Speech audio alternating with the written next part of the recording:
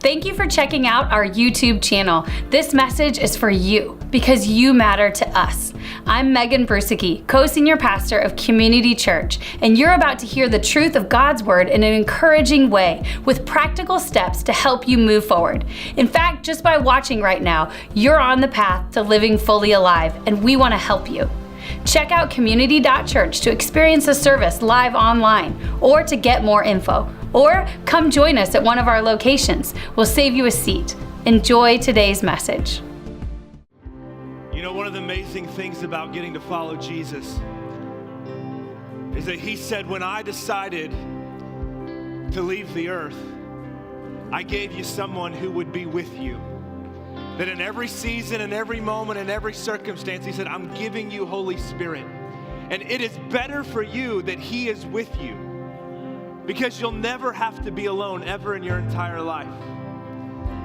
And so today, God, we thank you that as we come and as we worship, Lord, as we find ourselves in a moment, in a region that is a little bit hurting from so many different emotions today.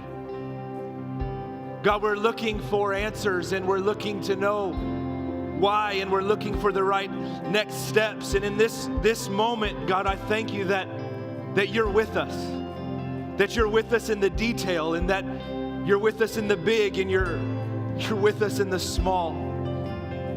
Holy Spirit, we thank you today that you did not leave us alone, that you have not left us on the earth to try to navigate life without you, but you are in our midst. And so today, God, I'm asking you across the house, I'm asking, Lord, for everybody watching online, Lord, that you would truly encounter us today. The Holy Spirit, I'm asking every single young person that hears my voice, Lord, to the oldest person who hears my voice, Lord, I'm asking you right now, would you encounter us in such a way that we would all have to say, God touched my life on that Sunday. God changed me in that moment. No, every problem, every external circumstance didn't just get taken away, but something changed on the inside by the power of God. And I know I am forever changed. Lord, I thank you that you are with us, that you are good no matter what we see with our eyes, because you have our forever. And so today, God, we do what your word says. When you said we're to lift up shouts of praise to push back darkness. That's what we've been doing, and that's what we do one more time. In Jesus' name, come on with all you have.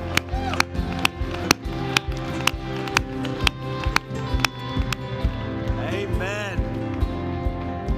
Well, welcome everybody to Community Church. It's so good to have you in the house today. Middle school students, if you're in the room right now, you are dismissed to go to the Alive experience. Those leaders that will meet you both at our Suffolk campus, out in the lobby, at Western Branch campus. You can go ahead and make your way out there. The rest of you can go ahead and have a seat here today.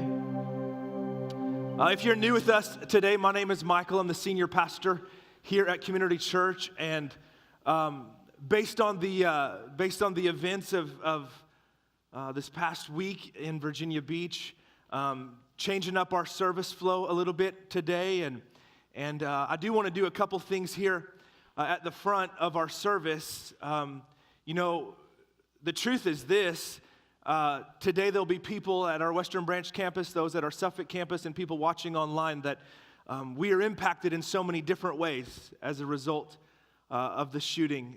There's people in our church who were in the building when it happened.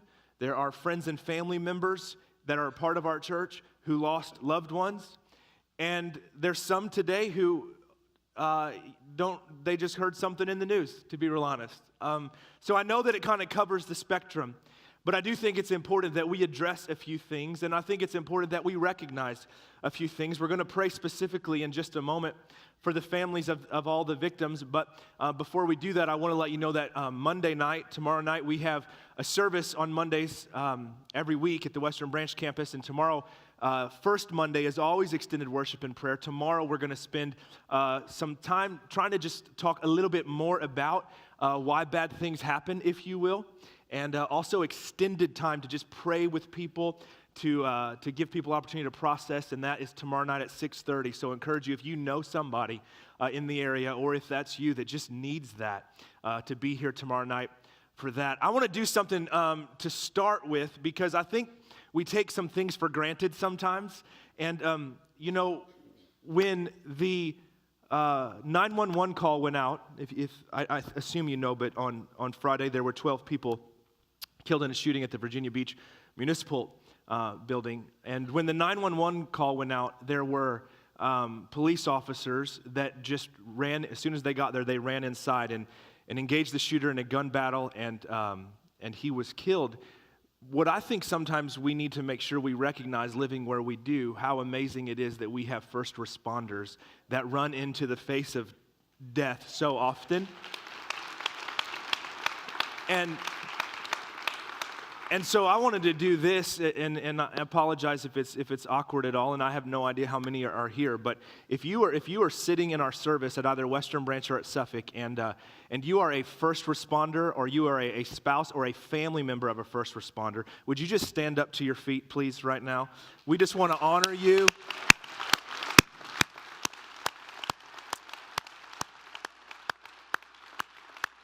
Thank you.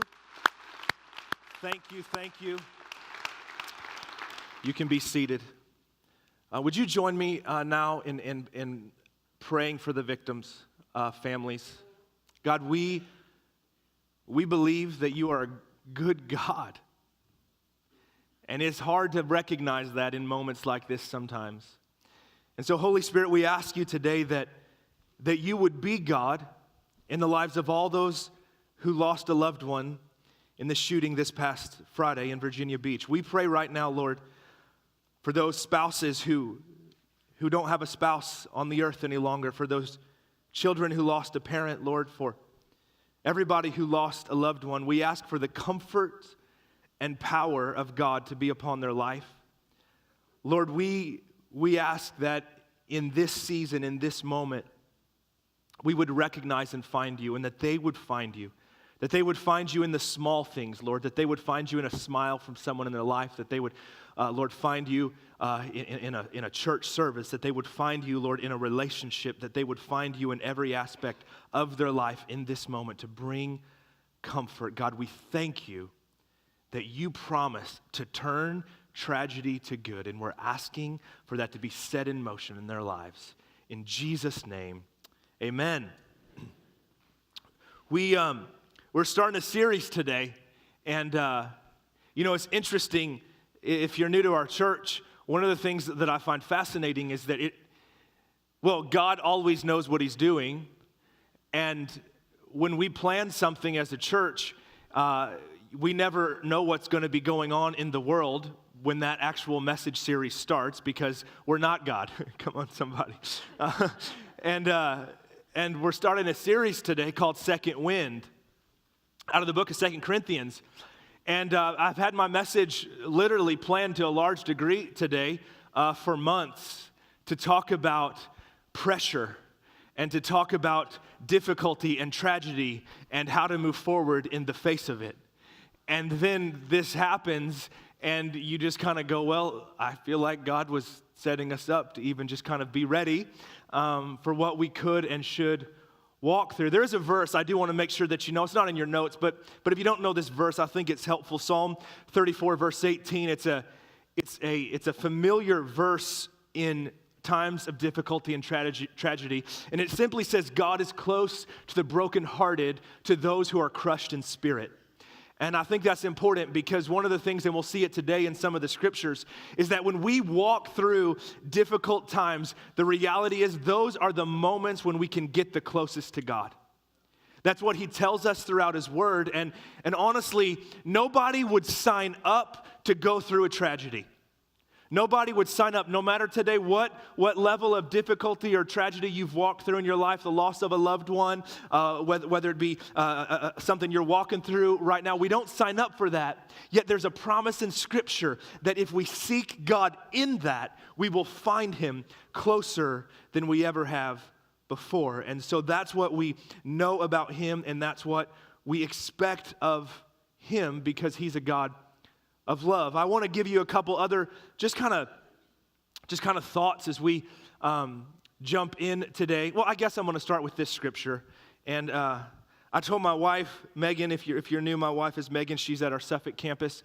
And I said, days like today are hard for me because my style as a communicator is to make God's word relatable and to make God's word practical. And so what I like to do, if you're new to our church, is I like to kind of make you laugh and then like slap you in the face with something true, just so that if you're ever wondering, like when you're cracking up, sometimes you should just get ready, because what's getting ready to come is like a truth from God's word that's going to impact us all. And so then today, what I want you to know is that God's word says in Proverbs, it talks about how good joy and laughter is for our soul. And I told Megan this morning, I'm kind of torn because, it's important that we find joy in the house of the Lord. And it's important that we do laugh as we try to make some sense of some things like that. And so I want you to know today that I will not and would not remotely make light of everything. I want us to learn through God's word how we can best move forward and serve and help others. But if you're new and you're like, I don't think he should have made a joke there, I just want you to understand that laughter's good medicine. That's what the Bible says, and we believe that. John chapter 9, I'm going to start here, and then we're going to get in 2 Corinthians. It's kind of weird, because we're starting a series on a book of the Bible, but we're not actually starting the message in that book of the Bible. So here we go. John chapter 9 says this: walking down the street, Jesus saw a man blind from birth, and his disciples asked, Rabbi, who sinned, this man or his parents, causing him to be born blind? Stop right there. Don't move the slide forward, please. He said, there's a guy who's blind. Whose fault is it? Because every time we see something in our life, and every time something happens in our life that we don't like or doesn't feel good, we immediately want some person to blame. It doesn't matter today if you are 6 years old and hear me, if you're 96 years old, the moment something happens in our life, personally, the moment we see something happen in our city, the moment we see something happen in our nation, wherever you go, and we're like, that is not good, we want to know, who can I blame? Listen to what Jesus said. You're asking the wrong question. You're looking for someone to blame. There's no such cause and effect here. Look instead for what God can do. I heard a pastor say recently that if your theology, so if that's a new word to you, if your belief system does not include the devil, you will demonize people. All of humanity, we're all sinful, we're all broken, we're all hurting, we're all desperately in need of God's grace. Every single one of us today that hear me, every single person that lives in Hampton Roads, every person that lives in our nation, the world, we are all desperately in need of God's grace. And every single time we see evil appear as if it's triumphing, winning. I don't even know if that's a word. Triumphing. Is that a word? Is somebody? No, I don't think so. Triumphant or winning, and I combined them into triumphing. And that's okay, because sometimes you make new words. Every time we see that happening, we want to blame a person, but let me tell you, that's a reality of the fact that the devil, he's real, okay? So God is greater, but God gave free choice. See, listen, if people could not choose evil, they could not choose love. If people could not choose to do bad, they could not choose to love and serve God. And God is all powerful, but He gave us free choice because He wanted to create a people who would love and choose Him. And so when we walk through these moments, like we have this past couple days and will for the weeks and months ahead, it's important that we remember it's not a person we're called to demonize. It's a reality that the enemy is real, that he is at work, that people choose the wrong path and we're left to choose God with the promise that that love will always win in the end. Those who choose love. God said, you're asking the wrong question. I just want to know why. How many are like me and you want to be honest and you're like, I just ask why all the time. Like, why did my kid put the Chick-fil-A wrapper in the microwave? Come on. When your wife texts you the picture and there are flames in the microwave, you're like, why? Why? When you're getting ready to preach and you're like, all of a sudden you have like a sore in your mouth when you wake up in the morning and you're just like why? Like, God, I know you're powerful. Why? We ask it, let's be honest, we ask it about the biggest things. We ask it about the smallest things. We live our life just in this constant question of why. Why did my kids melt fruit snacks in the microwave? Apparently, I'm in this fruit snack moment in my home. And they just made this this slime. Do you all have kids and they love slime? Does anybody know what I'm talking about? Like that slime, I do actually believe, is from the devil. Because it just ruins everything.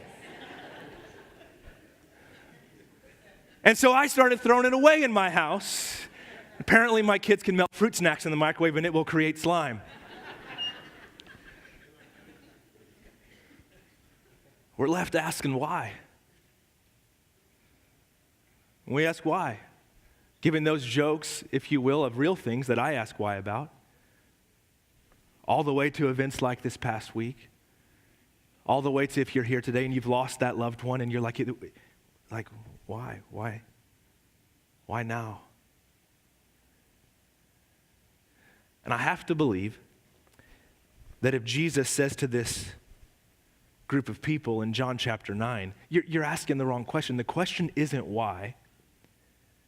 The question is, what could God do? That if we, as a people, as Christians, will change our question, what could God do right now? If we would seek him with an expectation, God, what could you do in this midst right now? That we would find a new peace, we would find a new comfort, we would begin to see God move in a more powerful and real way in our life. I want you to write down this statement. Today I want to talk about walking through things, and I chose a word. There's a lot of different words you could choose based on the scriptures we're going to go through. But I chose the word pressure because I think that it's one that we all can relate to, and we feel pressure for different reasons. Pressure to perform, pressure to make it through, pressure to make sure things are going to be okay. If you're taking notes, write this down. Pressure is not the problem. Pressure isn't the problem. That pressure I feel, that difficult situation that I walked through is not the problem. Because, I know that because on the earth today, Jesus said, in this world you will have trouble. In this world you will have pressure. In this world on the earth today, there will be moments and sometimes seasons where it will feel like you're going through hell. That's not the problem. 2 Corinthians, here we go. Long passage of scripture. We're going to read it all. Stay with me, and then we're going to break it down. The Apostle Paul wrote this book of the Bible. He wrote it to a church in Corinth, which is a Roman colony in Greece. So it was his second letter to them. The reason he wrote a second letter is because they still weren't doing what they were supposed to do from the first letter. I have a feeling Paul was like, I have to write you another letter when he wrote this. Like, you're still not getting it. And I want you to know this, why I think it's so timely. So much of this church in Corinth that was trying to live for Jesus, there's a church trying to live for Jesus in a city, in a region that isn't serving Jesus. There's a group of people, they're Christians, they believe in Jesus, and yet they find themselves in this place where culture or where ungodliness often invades and causes them to live in such a way they don't walk out and live as God would have them live in. And the Apostle Paul, he wrote a lot of the New Testament. He's trying to help them out, to give them guidance, and that's what we're going to hopefully find from him today. Today, though, we're going to find some great promises to get started. He says this beginning in verse 3 of chapter 1. Praise be to the God and Father of our Lord Jesus Christ, the Father of compassion and the God of all comfort, who comforts us in all our troubles so that we can comfort those in any trouble with the comfort we ourselves receive from God. For just as we share abundantly in the sufferings of Christ, so also our comfort abounds through Christ. If we are distressed, it's for your comfort and salvation. If we are comforted, it is for your comfort, which produces in you patient endurance of the same sufferings we suffer. See, my problem when I read the Bible, if you're new to Bible, is I read this passage of Scripture, and I'm going to tell you what comfort means, but I could like that word comfort. But when I see words, like trouble, and when I see words like suffering, and when I see words like distressed, that's where when I read those, I go, I want to do whatever I have to do to not have that. Yet I've been on the earth for 38 years, and I've found that there's no way to get out of those things. So instead, I want to find out, how does God want to use those things and show me more of him in and through them? He says this, verse 7, our hope for you is firm, because we know that just as you share in our sufferings, also you share in our comfort.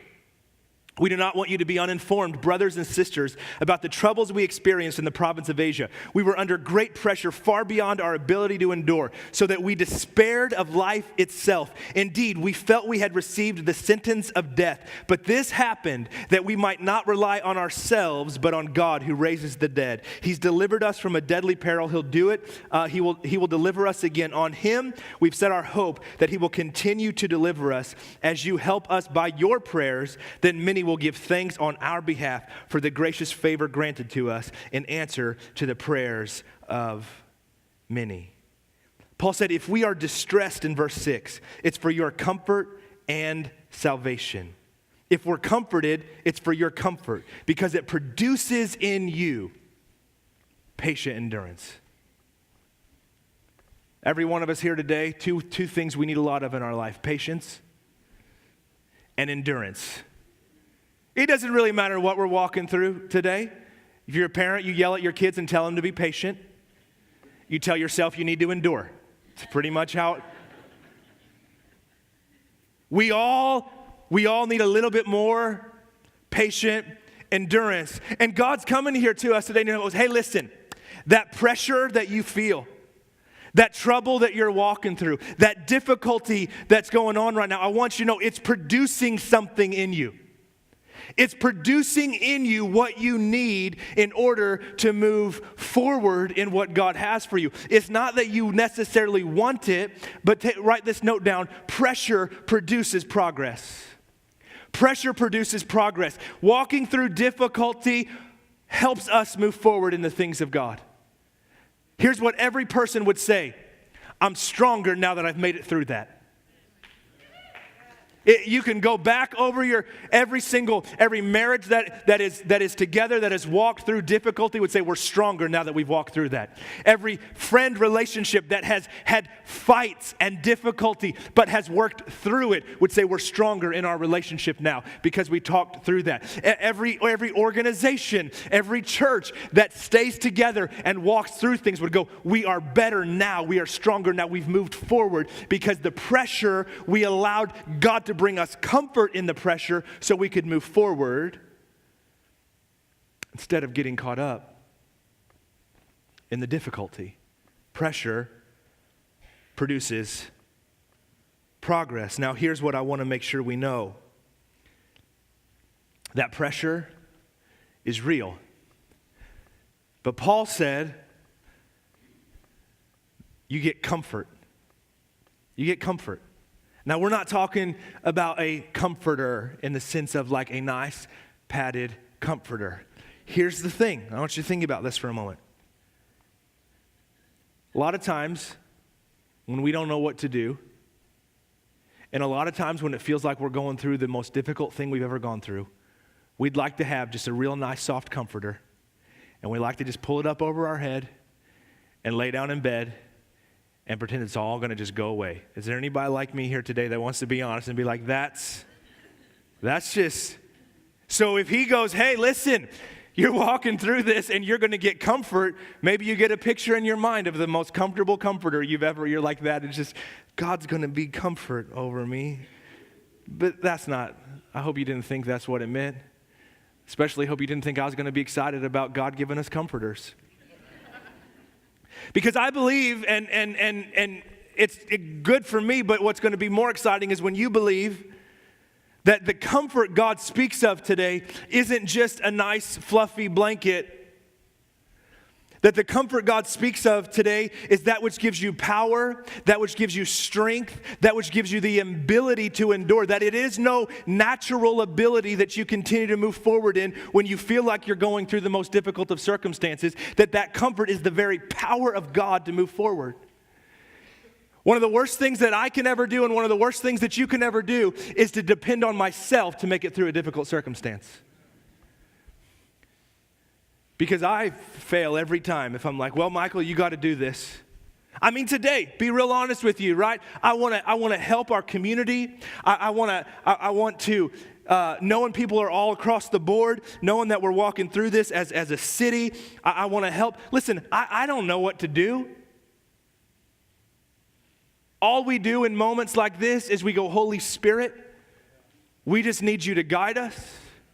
We need you to teach us. We need to take the scriptures that you've given us, and we're asking you to help us use them to make sense. So Paul says, listen, the same sufferings you go through are the same I went through. They're the same as Christ, but you're going to get the same comfort. Here's the thing I want you to know. That word comfort, it comes from it comes from a Greek word, and the idea behind it is strength or making strong. It comes from a Latin word, fortis, which means brave. Now here's where, well, first write this down, then I can get it real excited about the next thing I want to tell you. So we say that pressure gives us comfort. Write this down. Pressure produces power. That which we walk through that seems difficult, it actually produces a power in us. Not the power to lift the car up. The power to make it through with your head up. The power to know that for some there's a grieving season. For some it's that, life has changed. Just this morning driving to church, I had the thought, nothing has changed, yet everything is different. And this is what happens to communities when tragedy hits them. And so it's up to us to go, I'm determined to live following God. I'm determined to live my life in a way to be a demonstration. Because Paul said, your recognition of the pressure which produces that comfort, that power, is not just for you, it's for others. Now, that Greek word I was telling you about, comfort, it is the exact same word that was used in John chapter 14 when Jesus said, I will ask the Father, and he will give you another advocate to help you. The word advocate that is used there in John chapter 14, verse 16, is the same word for comfort that is used. Why is that significant? Because Paul goes, every time you walk through pressure, what I want you to understand is that the Holy Spirit will be the power that's inside of you. Every time you walk through difficulty, the Holy Spirit will be that. So I'm not looking for something in the natural. I'm not looking for somebody to simply walk alongside me and help me. I'm believing that God goes, I have what you need deep inside, because pressure is going to come at our life. Pressure is going to come at your life. Trouble's going to come. I mean, you're like, this is great. It's going to feel like sometimes like some of you feel it today because of what's going on in our community. Some of you have been feeling it for months, and it feels like it's coming, and there's pressure, and the pressure keeps coming. And you know what you want to do? You want to get rid of the pressure. Come on, somebody. You're like, I want to get rid of the pressure. And so you go to the gym, and you're building biceps. And you're like, you know what?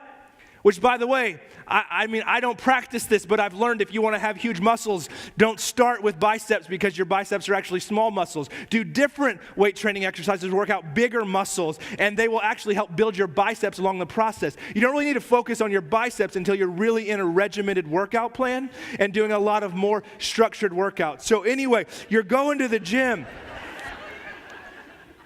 I'm just saying, that's what I heard once. So you're going to the gym and you're like, I want to push back the pressure. I want to have the strength to make this stop. I need the strength to go on. I need the strength to move forward because the pressure. But I want you to understand that pressure that's coming at you, there is only one thing that has the power to push it back, and that is when you bring the pressure from within that is the power of the Holy Spirit. It is the pressure from within that is the Holy Spirit that can push back the pressure from the outside. Write this down. Holy Spirit is the power in the pressure. Holy Spirit is the power in the pressure. We bring comfort to each other in the midst of tragedy, in the midst of pressure, sometimes being in each other's presence. It's a good thing. We give hugs. We love. We give food. It's amazing. I was talking to the fire chief of the city of Chesapeake yesterday, and so that you all are aware, talking to a couple city officials yesterday and just making sure that they know Community Church is, we are here for our community. Anything that they need, we are there for them. And he said, please, whatever you do, don't send any food anywhere.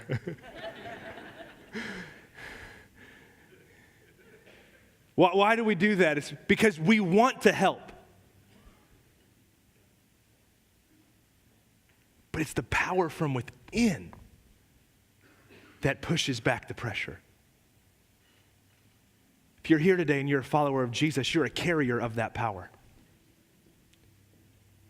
If you're here today and you're a follower of Jesus, you have the supernatural power not to be the strongest person in the world, to be okay in every circumstance.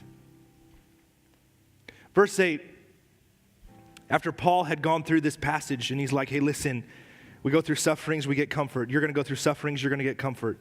We're comforted for your sake. Sufferings, pain, comfort. I'm like, got it. Then in verse 8, he goes, we don't want you to be uninformed, brothers and sisters, about the troubles we experienced. And I'm like, dude, you've been talking for 5 verses about your trouble. He's like, I got a little bit. You need to know, you really need to get this. He goes, we were under great pressure, far beyond our ability to endure, so that we despaired life itself. Indeed, we felt we received the sentence of death. That word, that sentence right there, it is the same word that would have been used in the ancient time of when you would have been in court and being tried for a crime, and you would have essentially had the book thrown at you. Like, you're going to get the death penalty. There is no chance for parole. There is no hope, nothing at all. Paul goes, that is how we felt. That is the level of pressure we felt, that there was nothing we could do, that there was no chance we could move forward. The pain and the heartache was so great. And he goes, but this happened that we might learn not to rely on ourselves, but to rely on God. To rely on God.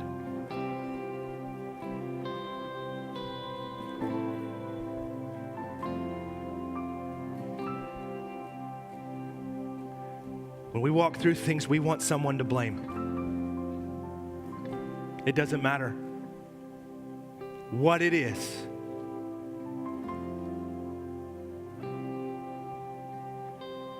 And then do you know what sometimes happens? Listen, I want to be very careful with this.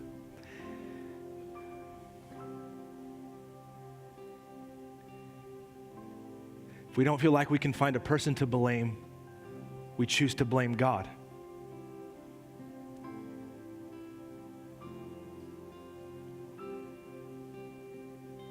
But God revealed himself in the scripture as a good God. He's a just God, calls himself a jealous God. And in those same scriptures, the Bible, he reveals there is an enemy that has been given a level of authority on the earth today. And when we choose to blame God, what we are saying is we don't believe there is a devil. We don't believe there is an enemy.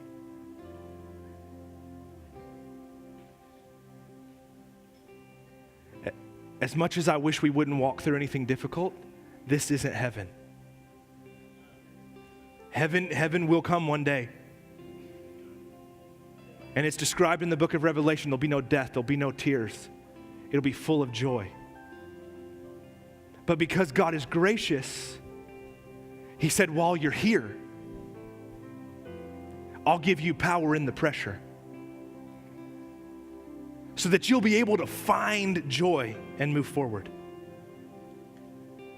So that when it feels like you're getting closed in from the pressure of circumstance, you can have the pressure I bring from within that actually has the power to push it back. That he'll truly be fighting for us. Would you close your eyes with me today?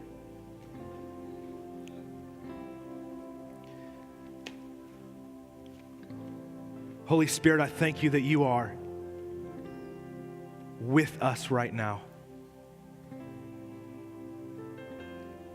God, I pray for those who are in our service at Suffolk, at Western Branch, or online, and are hurting, deeply hurting right now. God, we ask you for the supernatural comfort you bring to be released. Pray specifically right now for those, Lord, they don't even know how to ask you for help. They don't even know what to say. They just find themselves here today. Holy Spirit, would you be the supernatural God you are and invade their heart and invade their mind right now?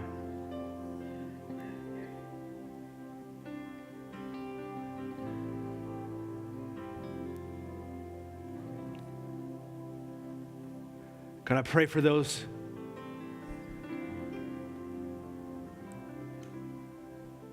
who are here today and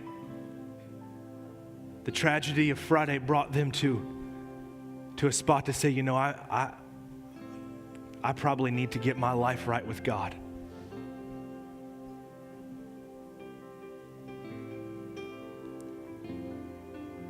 Maybe you're here today and you know the truth is that